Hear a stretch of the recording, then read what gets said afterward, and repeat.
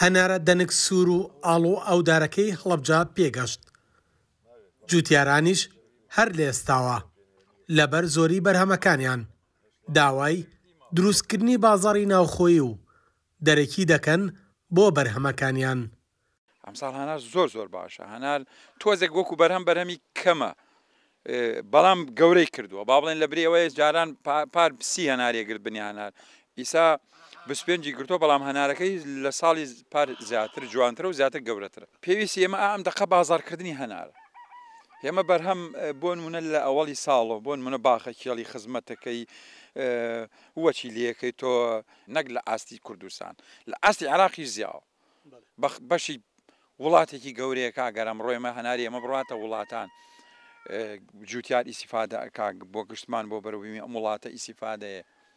هەناری هەڵەبجە لە ڕووی جۆرایەتی و چەندایەتیەوە ئەمساڵ گەلێک جیاوازە. حکوومەتی هەرێمیش لە مانگی تەمووزی ئەمساڵەوە بازاڕی دەرەکی بۆ پەیدا کردووە. کشتتوکاڵی هەڵەبجەش هۆکاری باشی کواڵیتی هەناری هەڵەبجە ئاشکرا دەکات. زیاتر ئێستا پێینی ئاژەڵی زیاتر بەکاریانن، قڕکەر کەمتر بەکاریانن کە هۆکاری سەرەکیە بەوەی کوالێتی هەنار لە هەڵەبجە زۆر باش بێت، وە کەش و هەوا و خاکەکەشی لە پاڵ ئەمەدا زۆر گونجاوە بۆ هەنار.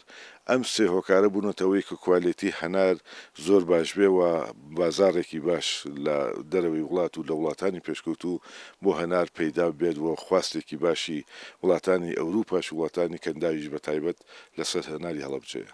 ساڵانی ڕابردوو ئیشی باشکرا، بەڵام ئەم ساڵ ئومێدبانەیە باشترە لە ساڵانی بەهۆی ئەوەی کە لە ڕێی وشکانیشەوە ڕەزامەندی حکوومەتی عراقی، حکوومەتی فیدراڵ، وەزارەتی بازرگانی، وەزارەتی کشتتوکاڵی حکوومەتی فیدراڵ زەمەندیان داوە کە زیاتر لە 50 بار هەڵگر هەنار لە ڕێی وشکاییەوە بەر وڵاتانی کەنداوە بەڕێ بکەوێت.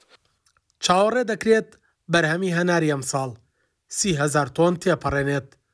لە ئێستادا جگەلەوەی کار بۆ هەناردەکردنی هەناری هەڵەبجە دەکرێت بۆ بازاڕەکانی کەندا و ئەوروپا.